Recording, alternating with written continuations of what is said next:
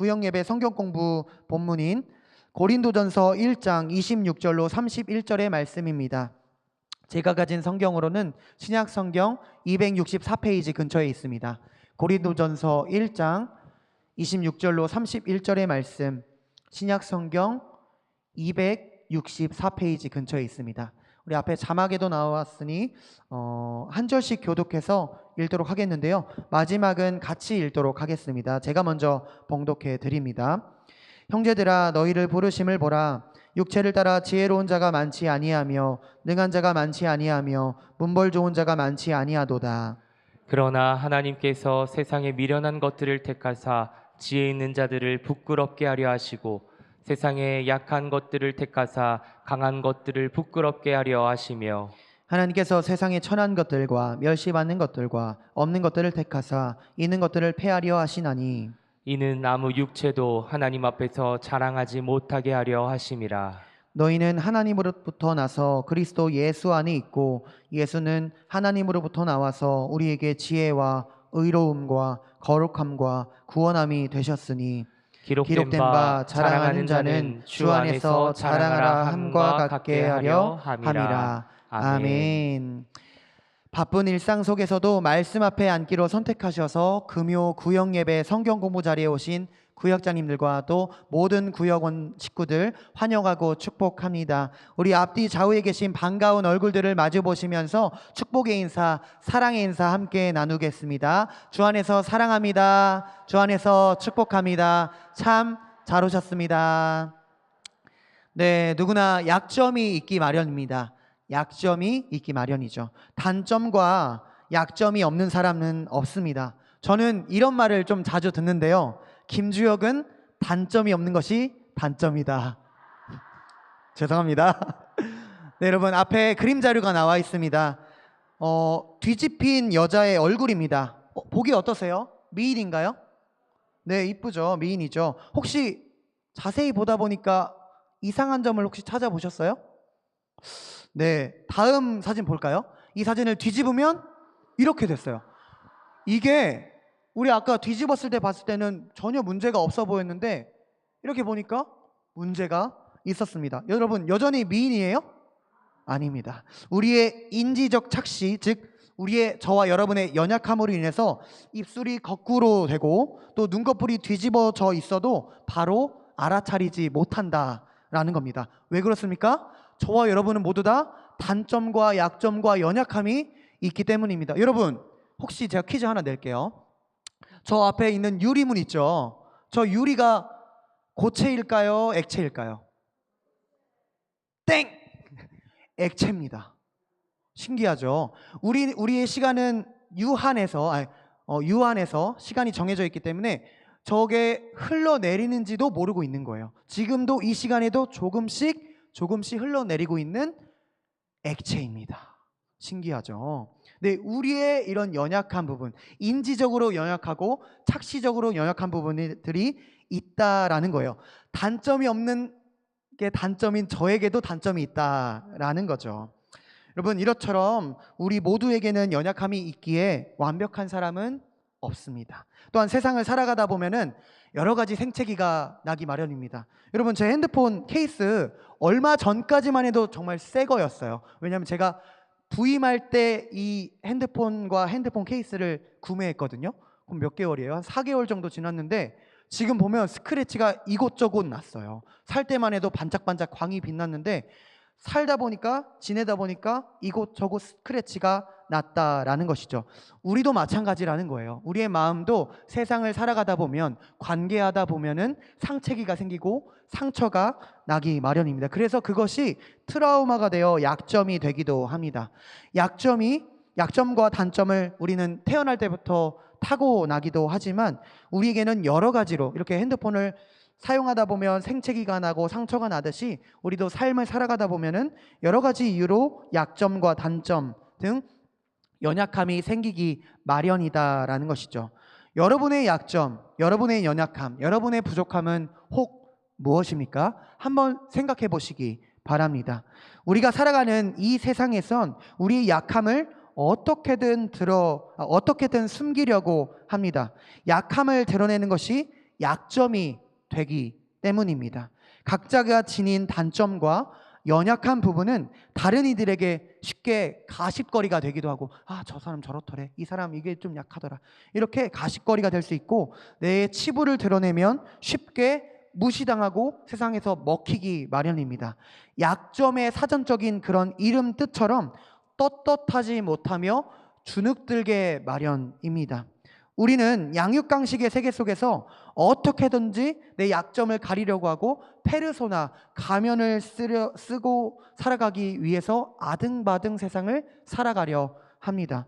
또한 자신의 약함에만 집중하느라 다른 사람들에게 자신의 상처를 갖춰서 다른 이들에게 쉽게 상처를 주거나 유쾌하지 못한, 행복하지 못한 삶을 자처해서 살아가기도 한다라는 것이죠. 그것은 여러분, 우리의 또 연약함이 있죠. 더위를 잘 느낍니다. 지금 많이 더우신가요? 안 더우세요? 괜찮으세요? 저는 더위를 많이 느끼는데 이게 단점이 없는 게 단점인 저에게 약점이네요. 네, 아무튼 그것은 사단 마귀가 가장 원하는 것일 거예요. 그것은 사단 마귀에게 좋은 일을 해주는 것일 겁니다. 우리의 상처로 인해서 다른 사람들에게 상처를 주는 것, 나의 약점에 집중하느라 다른 사람들에게 상처 주는지도 모르는 것, 이것이 바로 마귀가 우리들을 이용하는 것입니다. 우리가 행복한 삶을 살지 못하게 하는 것, 우리가 유쾌한 삶을 살지 못하게 하는 것이 바로 마귀가 원하는 것입니다. 우리의 약함에 갇혀 있을 때 우리의 약함을 이용해서 우리를 넘어지게끔 만드는 것이 바로 그것이죠. 우리를 우는 사자와 같이 호시탐탐 노리면서 기회를 엿보면서 우리를 세상 가운데 고립시키고 또 우리의 영혼을 갉아먹어서 결국 이 땅에서 이미 지옥을 살아가게 하는 것, 그것이 마귀가 원하는 것일 겁니다. 그러나 여러분, 우리가 믿는 선하신 하나님은 세상에 미련한 자들, 약한 자들, 천한 자들, 멸시받는 자들, 없는 자들을 택하시고 하나님의 나라, 즉 하나님의 일을 이루는데 사용하십니다. 아멘. 아멘. 오늘 본문의 저자 사도 바울이 복음을 전했을 그 당시에도 지금 우리가 살아가는 이 시대, 이 양육강식의 시대와 전혀 다르지 않습니다. 크게 다르지 않습니다. 그리고 하나님은 그때도 여전히 강한 자가 아니라 약하고 낮아 보이는 사람들을 택해서 하나님 당신의 일을 이뤄 가셨습니다. 우리 성경 공부 교재 배경 이해하기를 함께 읽으면서 살펴보면 좋겠는데요. 배경 이해하기 함께 읽도록 하겠습니다. 시작. 로마 제국 시대는 사람의 가치를 신분과 지위로 판단하던 사회였습니다. 많은 사람은 높은 자리와 명예를 얻기 위해 살아갔고 낮은 신분은 수치로 여겨졌습니다. 그러나 바울은 세상과 전혀 다른 하나님의 방식을 전합니다. 하나님은 세상이 강하고 지혜롭다고 여기는 사람보다 약하고 낮아 보이는 사람들을 택해 하나님의 일을 이루신다는 것입니다. 이는 인간의 자랑을 무너뜨리고 오직 하나님만 드러내시기 위함입니다. 하나님은 사람의 조건이나 능력보다 하나님을 의지하는 믿음을 보십니다. 그래서 믿음의 사람은 자신의 힘이 아니라 하나님의 은혜를 의지하며 살아가야 합니다. 아멘. 우리 바로 이어서 말씀 나누기 1번, 우리 성경 공부 교재 말씀 나누기 1번도 앞에 나와 있죠. 함께 읽겠습니다.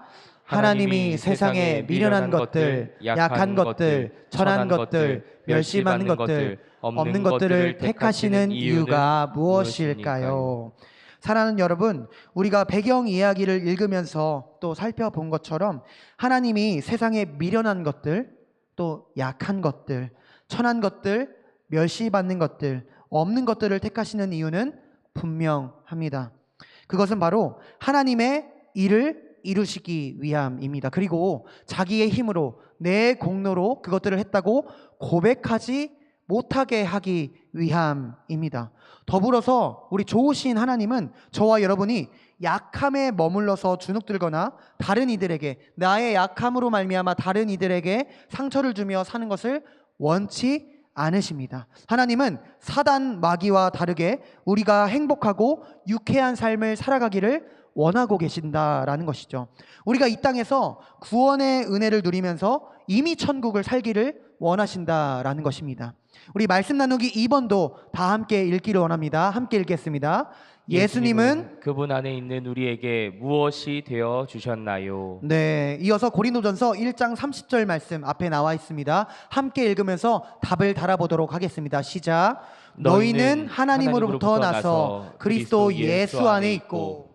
예수는 하나님으로부터 나와서 우리에게 지혜와 의로움과 거룩함과 구원함이 되셨으니. 아멘. 예수님은 그분 안에 있는 저와 여러분들에게 지혜와 의로움과 거룩함과 구원함이 되어 주셨습니다. 다시 말씀드립니다. 예수님은 그분 안에 있는 저와 여러분들에게 지혜와 의로움과 거룩함과 마지막으로 구원함이 되어 주셨다라는 것입니다. 그래서 저와 여러분에게 자랑할 것은 뭐예요? 바로 오직 예수 그리스도밖에 없다라는 거예요.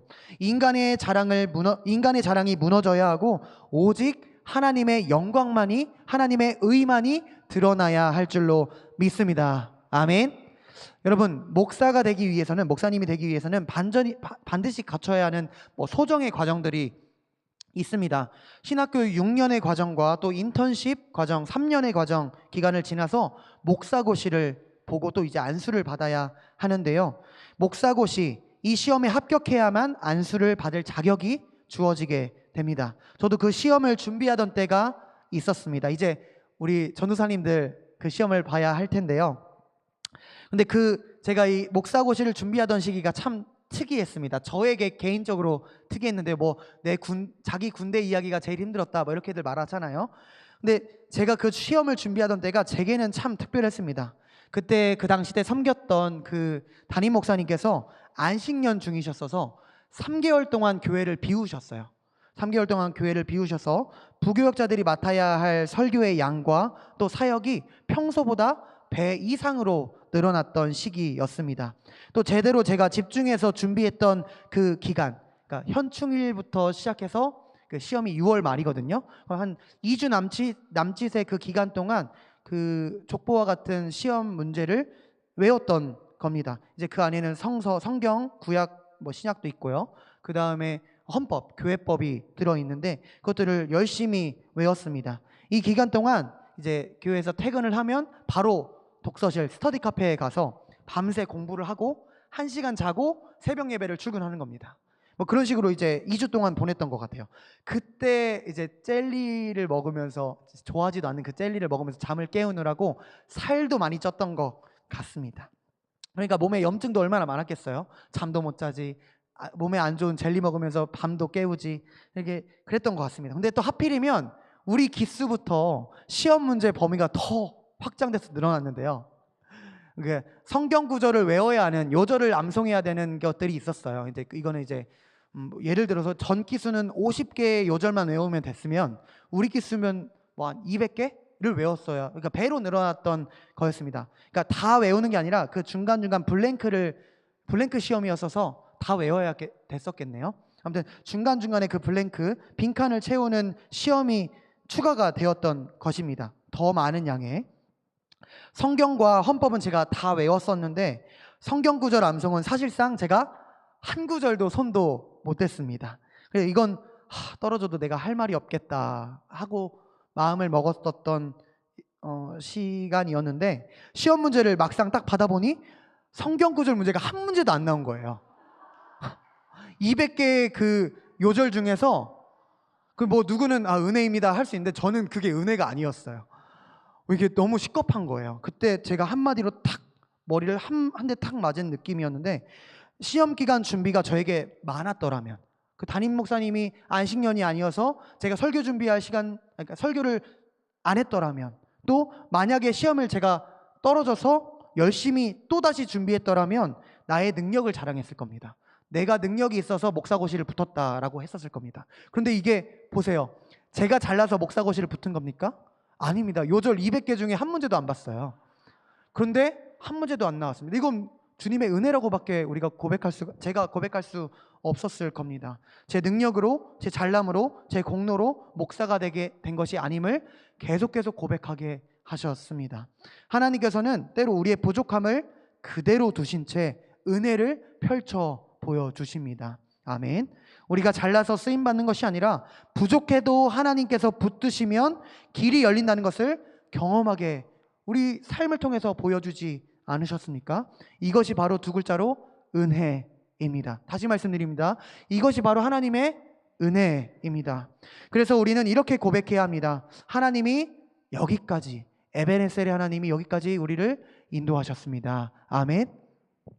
그러므로 우리가 자랑할 것은 우리를 자랑할 것이 아니라 감사할 수밖에 없는 것입니다. 내가 했다가 아니라 하나님이 하셨습니다. 고백할 수밖에 없는 것입니다.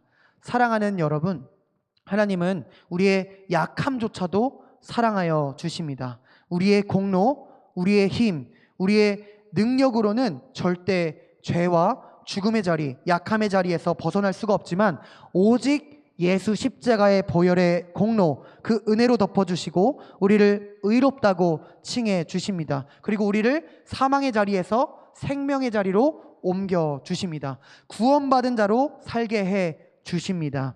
주님 덕분에 저와 여러분은 구원함을 얻은 것입니다. 그렇다면 구원받은 사람들의 모습은 어떠해야 할까요? 하나님의 은혜로 말미암아 사망의 자리에서 생명의 자리로 옮김을 받은 자들에게는 어떠한 모습이 삶 속에서 나타나야 하는 것일까요? 구역예배 성경공부교재 말씀 다지기, 구역예배 성경공부교재 말씀 다지기를 통해서 살펴보기를 원합니다. 함께 읽겠습니다. 시작. 세상은 강한 사람과 성공한 사람을 높이지만 하나님은 스스로 높아진 사람이 아니라 하나님 앞에 겸손히 서는 사람을 사용하십니다.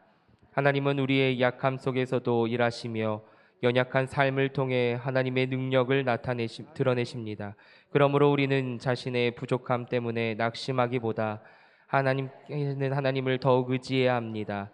하나님이 함께 하시는 인생이 가장 강하고 복된 삶입니다. 아멘. 사랑하는 여러분, 오늘 우리는 말씀을 통해서 아주 중요한 사실을 다시 한번 확인했습니다. 세상은 강한 사람을 찾지만, 다시 말씀드립니다. 우리가 사는 이 세상은 강한 사람들을 찾지만 우리가 믿는 이 하나님은 하나님을 의지하는 사람을 찾으신다라는 겁니다.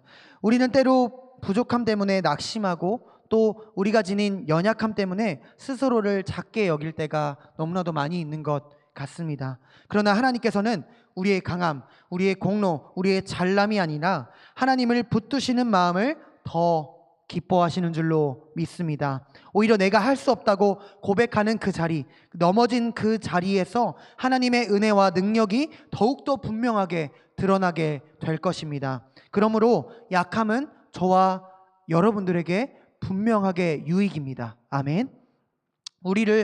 왜냐하면 우리를 겸손하게 하며 주님을 의지해야 함을 늘 기억하게 해주기 때문입니다. 무엇이 그렇습니까? 바로 우리의 연약함, 우리의 부족함이 그렇다라는 겁니다. 우리의 약함은 하나님께 더 가까이 붙어 있어야 돼 라고 만들어주는 장치, 도구라는 것입니다.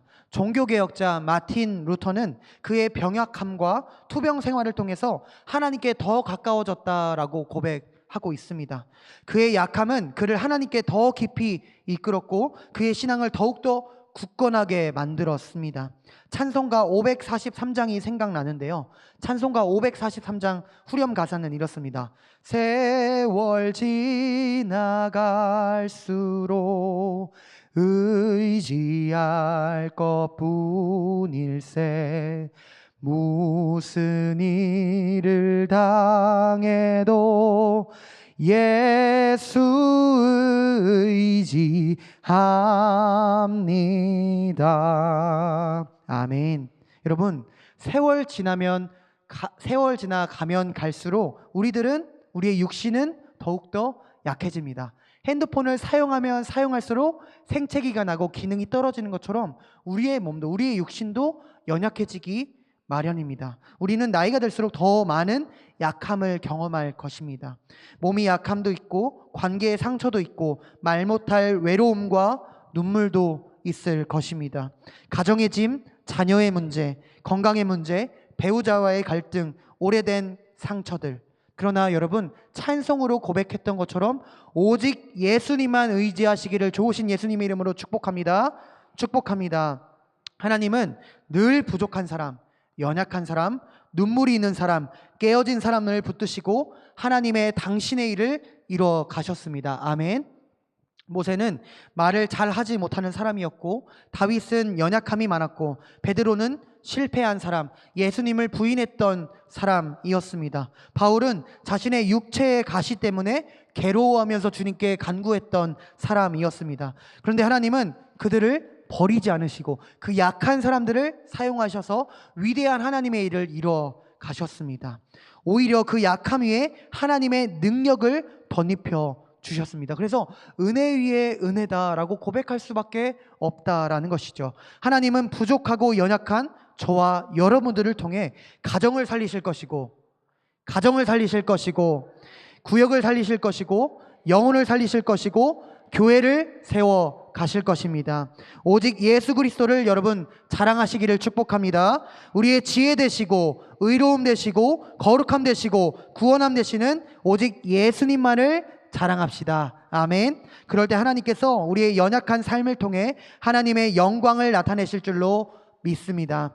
우리 적용과 나눔 2번 질문을 함께 읽도록 하겠습니다. 앞에 나와 있습니다. 시작. 그 약함을 통해 일하시고 영광 받으실 하나님 앞에서 나는 어떤 마음가짐으로 살아야 할까요? 내 약함 때문에 낙심하기보다는 하나님을 더 의지하는 마음으로 살아가십시오.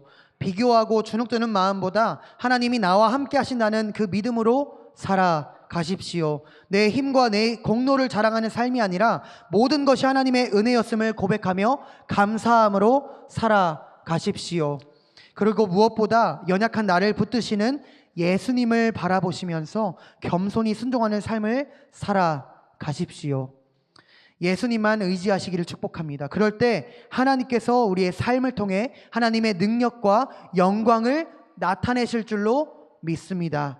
인지과학자 데니얼 데니스는 이렇게 말했습니다. 함께 읽어볼까요? 시작.